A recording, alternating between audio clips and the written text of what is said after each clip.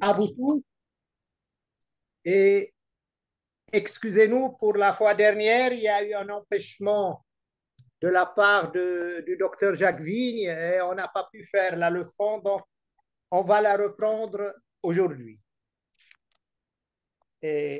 كما العادة نبدأ بالفرنسية ثم ننتقل إلى اللغة العربية. Donc, comme d'habitude, on va commencer par la langue française et l'exposer dans la langue française. Ensuite, on passera à la langue arabe. Et notre sujet, c'est la colère, ses effets physiologiques et son traitement. D'abord, les effets négatifs de la colère. La colère est une émotion puissante et blessante, caractérisée par des sentiments d'hostilité, d'excitation et de frustration. Comme la peur, la colère peut jouer un rôle dans l'activation de la réaction de lutte ou de fuite. Il s'agit d'un instinct que les humains partagent avec les autres animaux lorsque des sentiments de colère apparaissent. On peut être enclin à écarter le danger et à se protéger. La colère a de nombreux effets psychologiques et physiologiques. Des recherches récentes ont révélé que la colère a un effet profond sur le cœur, le cerveau et le système digestif, surtout si elle persiste pendant une longue période. Selon le Wall Street Journal, les effets de la colère dépassent l'aspect psychologique et affectent gravement les différents organes du corps. On va maintenant d'abord parler des effets de la colère sur le cœur. Selon une étude récente, là j'ai fait plusieurs recherches de ce qui est les dernières recherches scientifiques sur le sujet. Donc, une étude récente publiée dans le Journal of the American Heart Association. La colère peut augmenter le risque de crise cardiaque car elle altère le fonctionnement des vaisseaux sanguins. Les chercheurs ont étudié l'effet de 3 émotions différentes sur le cœur. 1, la colère. 2, l'anxiété. 3, la tristesse. Les participants ont été répartis en 3 groupes, dont le premier a été provoqué par les chercheurs pour les mettre en colère. L'anxiété a été déclenchée dans le deuxième groupe. Le troisième groupe a été déclenché par des sentiments de tristesse. Les chercheurs ont testé les vaisseaux sanguins de chaque participant à l'aide d'un tensiomètre. La circulation sanguine dans le groupe en colère était pire que celle observée chez les participants des 2 autres groupes. Le chercheur principal, le docteur Daiichi Chimbo, professeur de médecine à l'Université de Colombie, a conclu, il a dit, nous pensons que la colère extrême exerce une pression sur les artères d'une personne et l'expose à un risque de maladie cardiaque. Un autre, disons, sous-titre, l'effet de la colère sur le système digestif. On a vu l'effet sur le cœur, on va voir le système digestif, comment il est affecté.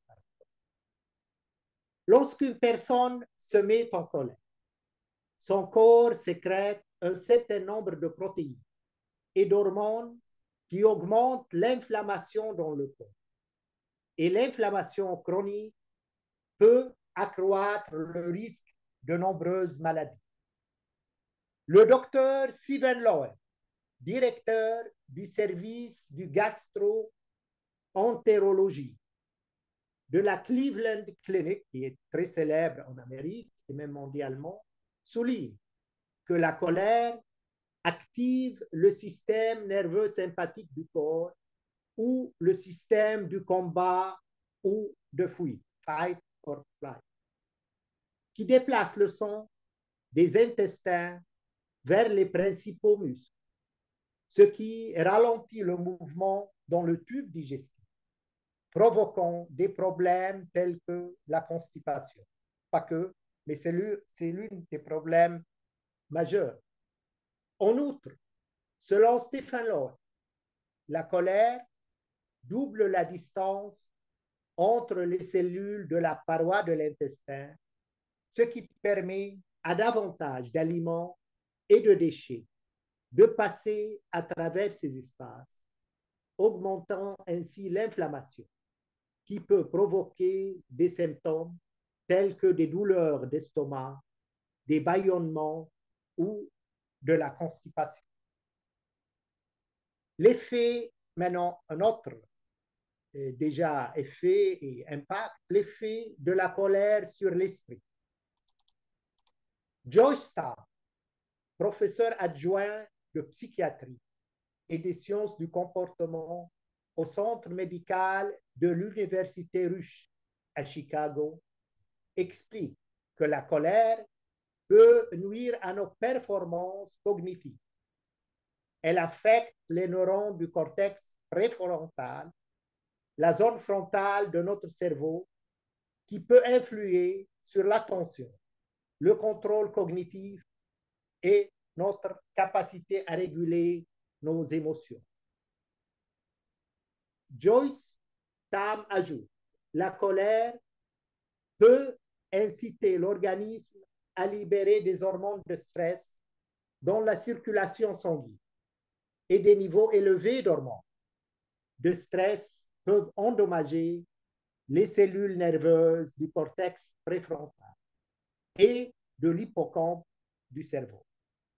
Ces lésions du cortex préfrontal peuvent affecter la prise de décision, l'attention et les fonctions exécutives.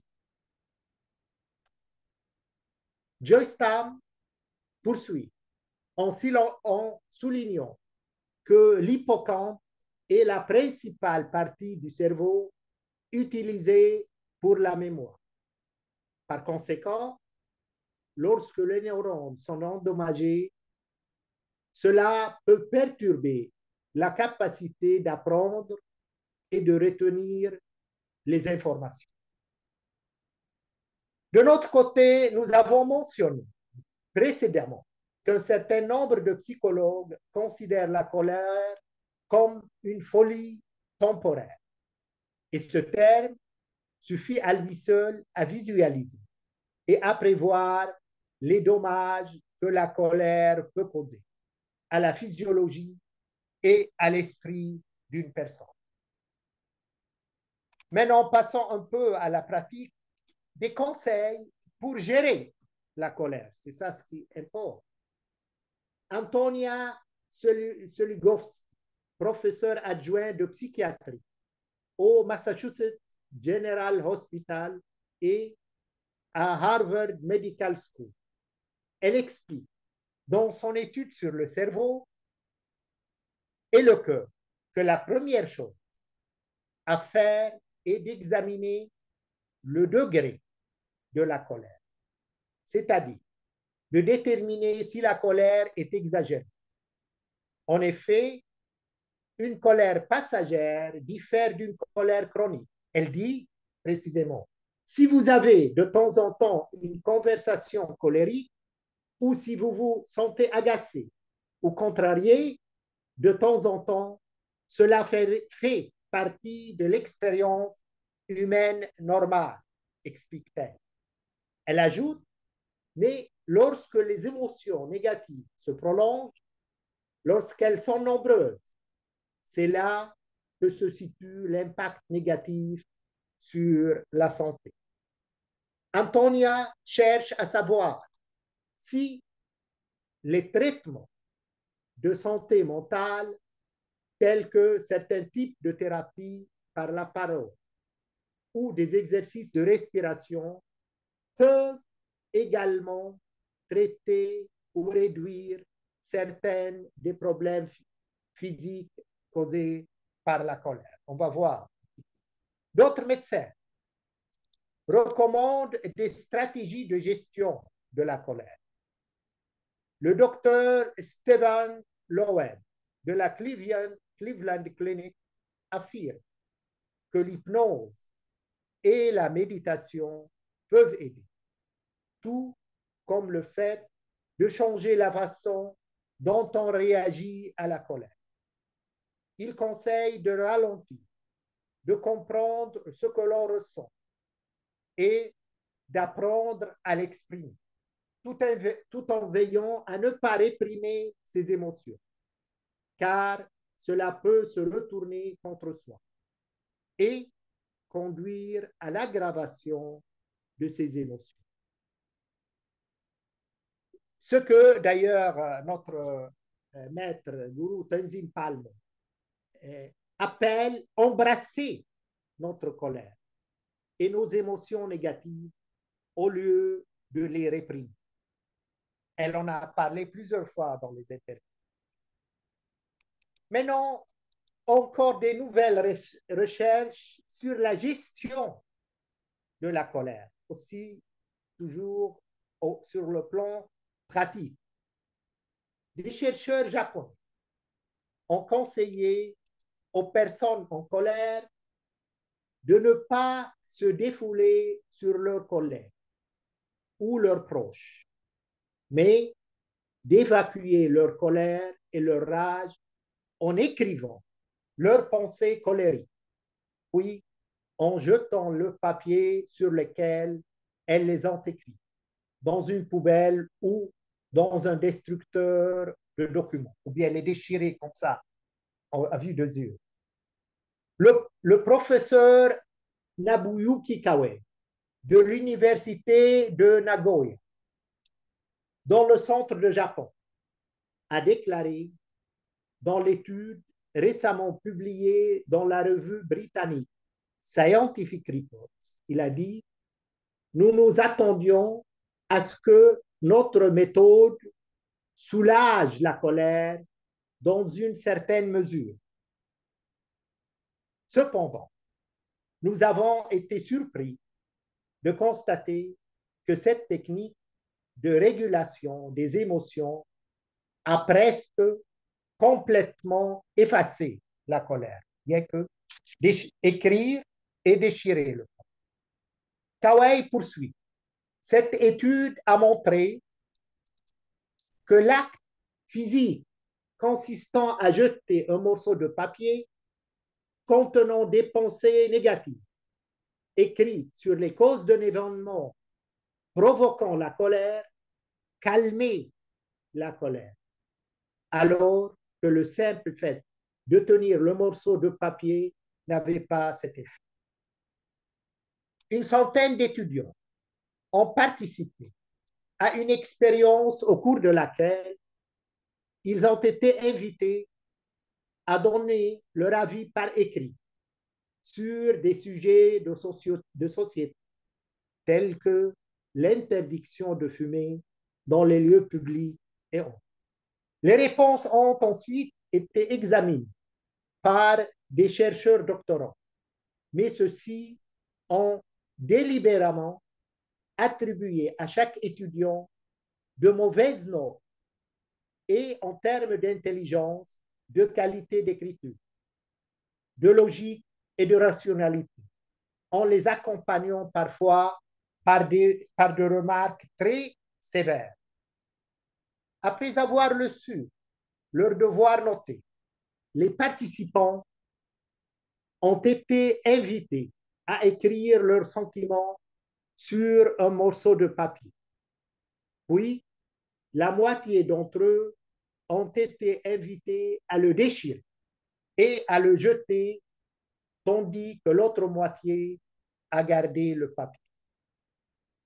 Les chercheurs ont observé que tous les participants se mettaient en colère lorsqu'ils voyaient les commentaires désobligeants mais que la colère du groupe qui jetait le papier diminuait jusqu'à devenir presque inexistante, tandis que la colère du groupe qui gardait le papier restait élevée. Les chercheurs ont conclu que les résultats de cette étude sont importants et significatifs, car le contrôle et la gestion de la colère, que ce soit à la maison, au travail ou ailleurs, peuvent atténuer de nombreuses conséquences dans la vie d'une personne. Maintenant, passons un petit peu à ce qu'on a toujours appelé la psychologie spirituelle. Et ce qu'on va aborder, c'est plutôt la gestion de la colère entre le yoga ancien et la psychologie moderne. Et quelles différences et quels sont les points d'intersection où les deux disciplines se rejoignent, se recoupent. Cette expérience scientifique moderne me rappelle une histoire racontée par notre sage et gourou Mahananda Mahi, que Swami Vijayananda m'a transmis. Et regardez quelle histoire et combien elle est profonde et simple. Un homme était en colère et furieux contre un ami après une vive dispute entre eux. Il lui écrivit donc une lettre exprimant sa colère et son ressentiment à son égard, se rendit au bureau de poste pour la lui envoyer. Arriva en retard et la trouva fermée. Il retourna donc chez lui et se dit, peut-être que le ton de cette lettre est dur et acerbe. Et cet homme est, après tout, un de mes chers amis. Alors, il l'a déchirée et a écrit une autre lettre avec un ton plus neutre. Le lendemain, il est allé la déposer à la poste, ignorant que c'était un jour férié. Et il est rentré chez lui, déçu en se disant, comment puis-je écrire une lettre à un ami cher sur un ton aussi froid? Il déchira la deuxième lettre, lui écrivait une lettre pleine d'amour, la lui envoya et ils se réconcilièrent.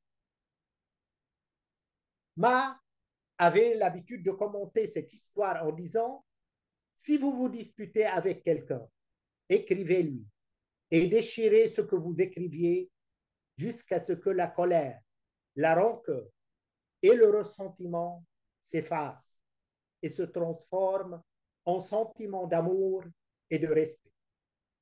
N'est-ce pas la même leçon que nous pouvons tirer de l'expérience scientifique mentionnée plus haut, regardant et considérant comment la sagesse ancienne est souvent le précurseur de la science. La science moderne est une recherche qui date de quelques mois. Regardez comment Ananda Mahi l'a anticipé. Elle en a parlé d'une chose exactement qui est maintenant démontrée dans les recherches et les expériences scientifiques. Les résultats de cette expérience scientifique rappellent aussi certains exercices et pratiques de yoga, en particulier dans certains rituels védiques, comme le puja, où l'on demande aux pratiquants d'écrire sur un morceau de papier les événements qui l'ont contrarié et qui ont suscité de la colère, du ressentiment et de la rancœur, puis de jeter le papier dans le feu pour qu'il brûle, ou de le jeter dans la mer ou la rivière et de le regarder disparaître et de sentir comment les sentiments de colère et de ressentiment disparaissent au fur et à mesure qu'ils brûlent ou qu'ils disparaissent. Dans d'autres rituels, on demande aux chercheurs ou aux yogis de jeter derrière son dos dans la rivière ou la mer les papiers qu'il a écrits sur des événements qui ont suscité son ressentiment ou des choses qui l'ont mis en colère ou attristé, puis d'avancer sans même regarder en arrière pour voir le destin de la pile de papier qu'il a jeté. Ce qui signifie que ces événements et ces questions font désormais partie d'un ancien passé qu'il ne va pas y revenir.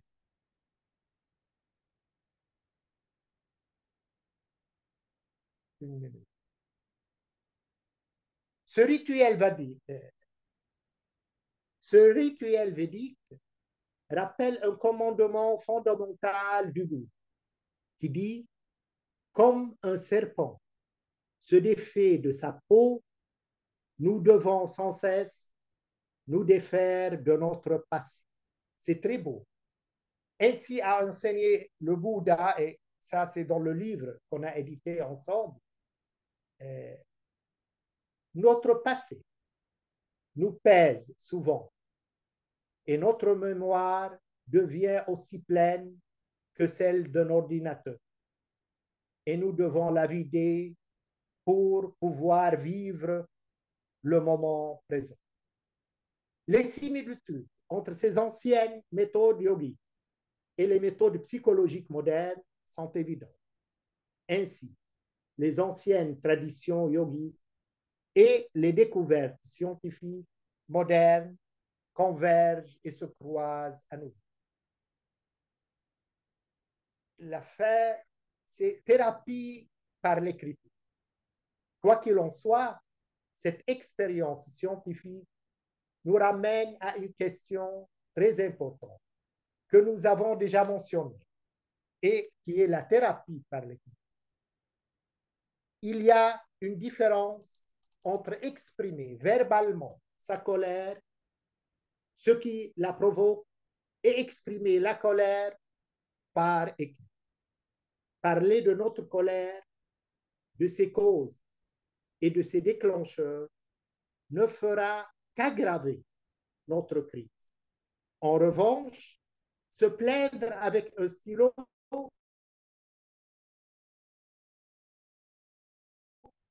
et du papier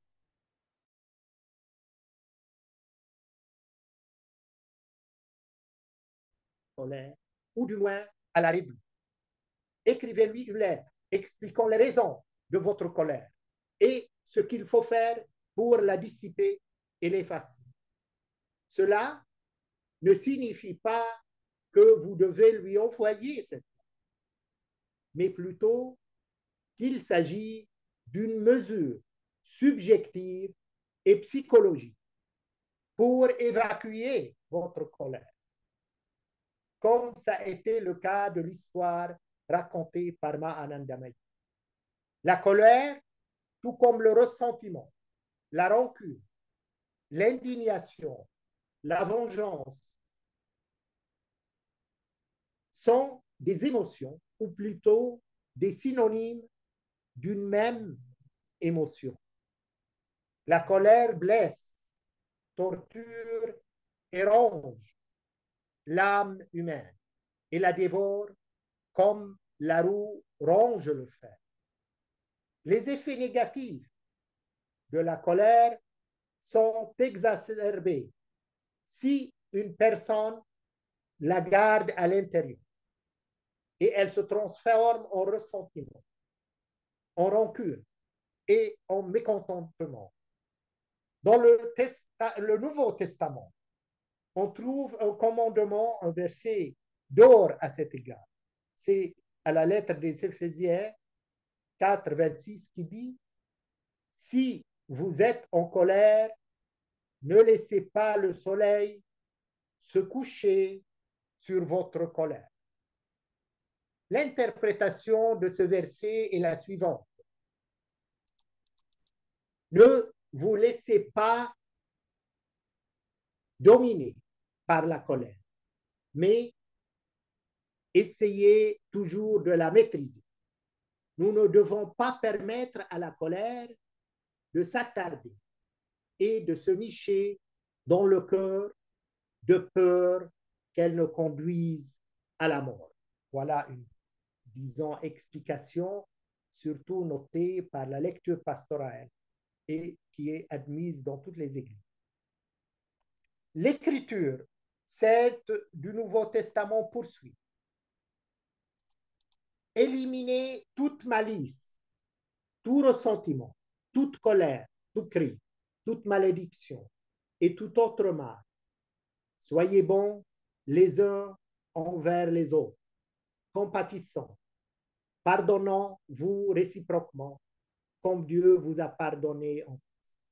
Lettre des Éphésiens aux Éphésiens 4, 30. En conclusion, l'écriture est un moyen efficace de soulager et d'atténuer les accès de colère. Comme on a dit, colère, c'est une folie temporaire. Ainsi que d'éviter qu'il ne se transforme en ressentiment, en rancune, qui sont des sentiments et des émotions qui épuisent l'âme et le corps humain et qui se transforment avec le temps en maladie. Voilà, c'est juste, on a pris cette fois une demi-heure et on passe à la présentation arabe. Florence? Oui,